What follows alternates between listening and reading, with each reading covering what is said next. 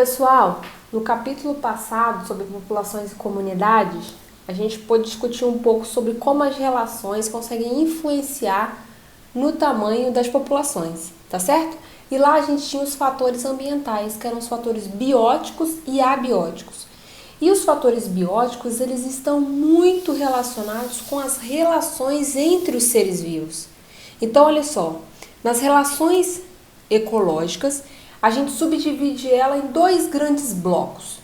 Nas relações intraespecíficas, que são as relações que acontecem entre uma mesma espécie, e as relações interespecíficas, que são as relações que acontecem entre espécies diferentes. Então a gente tem dois grandes blocos. Cada bloco desse é subdividido ainda em relações harmônicas e desarmônicas. Nas harmônicas é a harmonia, tá certo? Lembrem da harmonia? São as relações de harmonia, que todo mundo sai de boas, ninguém sai chateado.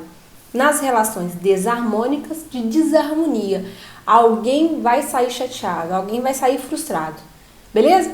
Então vamos lá. Nas relações intraespecíficas, harmônicas, a gente tem sociedade, que são os indivíduos cooperando entre si, como as abelhas, formigas, cupins, os seres humanos, né? Nós vivemos em sociedade, como base que todos cooperam entre si, beleza?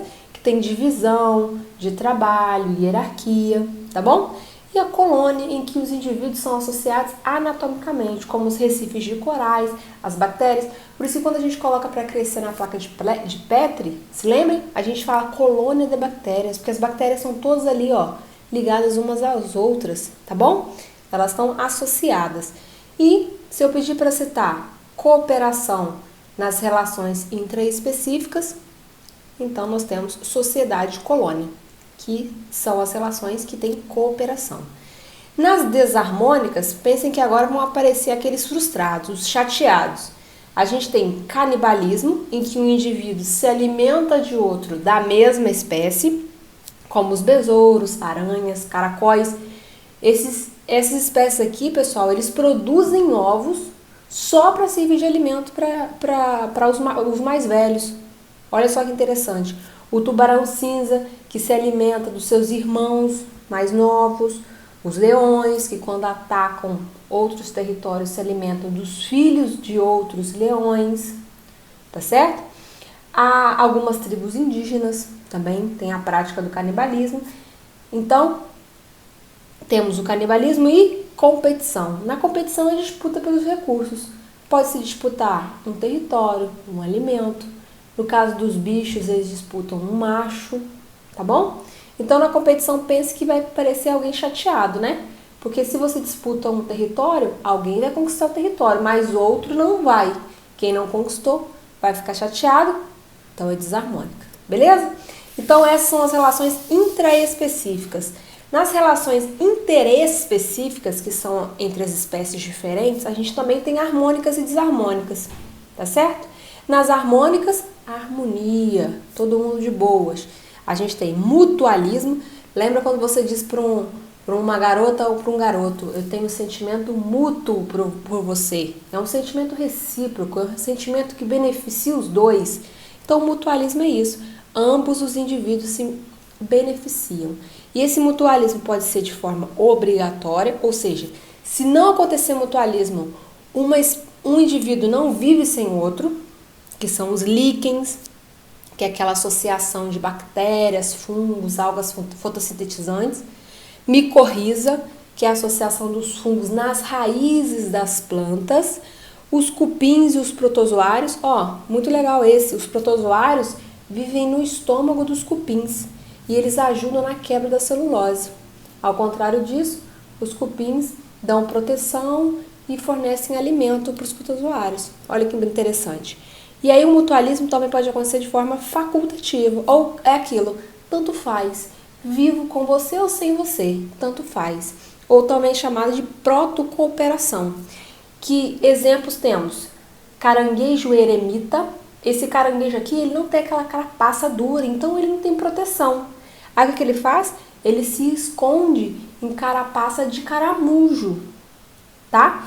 E aí essas anêmonas que têm as células urticantes, que liberam as toxinas, protegem o caranguejo. Em troca disso, o caranguejo ajuda dando alimento para as anêmonas, mas é uma relação facultativa, beleza?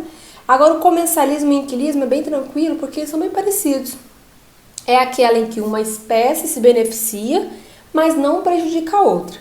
No comensalismo, uma espécie se alimenta sem prejudicar a outra. Tipo jacaré e urubu. Jacaré se alimentou, o que sobrou lá, o urubu foi lá e se alimentou. Então, olha só, o urubu fez a sua alimentação sem prejudicar o jacaré. O mesmo acontece com o tubarão e a rêmora. A rêmora é um peixinho pequeno. O tubarão se alimenta, o que sobra, a rêmora vai lá e faz sua alimentação, sem prejudicar o tubarão. E o inquilismo é quando a gente lembra, por exemplo, a gente tem uma casa alugada e a gente não chama aquela pessoa que mora na casa de inquilino? É o inquilismo, vamos lembrar disso, ó. A espécie que protege, está relacionada à proteção, como orquídeas e bromélias. Elas vivem em cima das árvores só usando suporte, usando a árvore como suporte. Ela não tira nutriente da árvore, não mata a árvore, ela só quer proteção, beleza? E em nada atrapalha a vida da árvore. Então aqui nós temos as harmônicas. Nas desarmônicas nós temos o amensalismo, ou também chamado de antibiose. Vamos lá, antibio, antivida.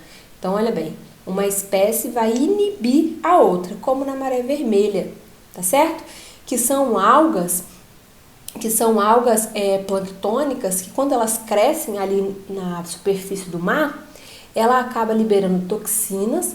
Toxinas matam os animais que vivem ali, vão matar os peixes, tá certo? Então, com o crescimento das algas, ela inibe o crescimento dos peixes. Então, é amensalismo. O predatismo é um exemplo que a gente mais vê por causa da nossa cadeia alimentar, teia alimentar, porque um indivíduo animal mata o outro também animal, presa e predador, tá certo? Predatismo. A competição, ainda aquela por disputa de recursos, seja de território, seja de alimento, seja do macho. A herbivoria é a prática dos herbívoros que se alimentam de plantas, herbivoria, tá certo? Parasitismo é aquele em que o parasita ele só retira nutrientes do hospedeiro. Então a gente tem o vírus, que é o endoparasita, endo de dentro, ele parasita dentro. Vamos lá, vírus é um parasita intracelular obrigatório. Intracelular dentro da célula. Então ele só tem metabolismo se ele estiver dentro da célula, tá certo? E o piolho?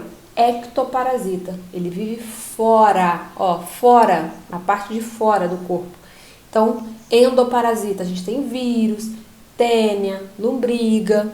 E o ectoparasita? Piolho, pulga, tá certo? Cupins, beleza? Então, aqui a gente tem uma relação, dados tipos dessas relações ecológicas e um ponto importante, a simbiose, tá certo?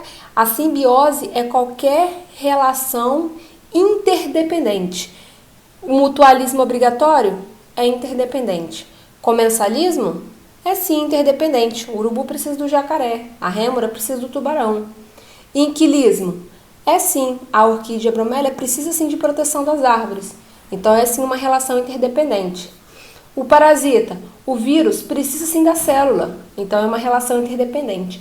Então, a simbiose é uma relação interdependente que pode ser benéfica ou maléfica.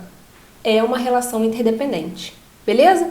E a coevolução é o que acontece no parasitismo, beleza? À medida que aquele parasita ele retira nutrientes do hospedeiro, ele vai evoluindo para uma resistência, então por causa disso uma coevolução, porque tanto o hospedeiro quanto o parasita evoluem de forma unida, junta, paralela, beleza? Coevoluem, beleza?